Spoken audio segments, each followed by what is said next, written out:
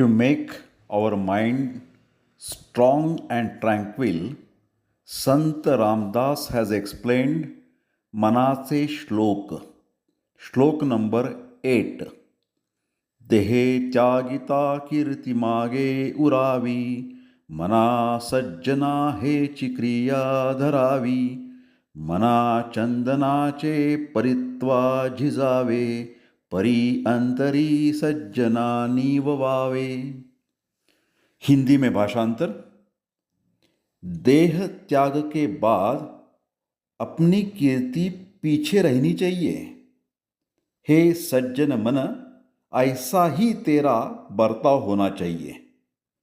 सज्जनों का अंतःकरण शांत करने के लिए तुम ऐसे कष्ट उठाओ जैसे कि चंदन जो स्वयं घिस के दूसरे को सुगंध देता है. Translation in English. Let the fame survive even after the death. Good names remains after perishing. O mind, perform these types of the deeds only and behave accordingly. Wear out your body like the sandalwood. Sandalwood wears off, leaving the fragrance. Wholeheartedly pacify gentlemen in the society. मराठीमध्ये भाषांतर.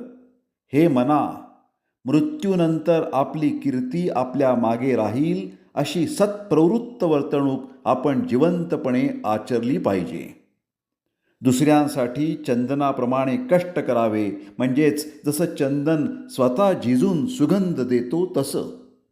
पण सज्जनांना मनामध्ये ठाव द्यावा आणि त्यांना प्रसन्न करावे.